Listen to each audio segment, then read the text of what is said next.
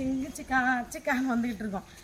வணக்கம் வந்தோனி நலப்பறைகள். இன்னைக்கு பார்த்தீங்கன்னா ஒரு சூப்பரான கருவாடு இப்போ தான் காய வச்சு அப்படியே எடுத்துகிட்டு வந்துட்டு இருக்கேன். என்ன கருவாடு பார்த்தீங்கன்னா அவங்க ராமேஸ்வரத்து நகர கருவாடு. இந்த ராமேஸ்வரத்து நகர கருவாடு எப்போ வீடியோ போட்டாலும் உடனே முடிஞ்சிடும். ஏன்னா இந்த கருவாடு பார்த்தீங்கன்னா பொரிக்கிறதுக்கு சூப்பராக இருக்கும்.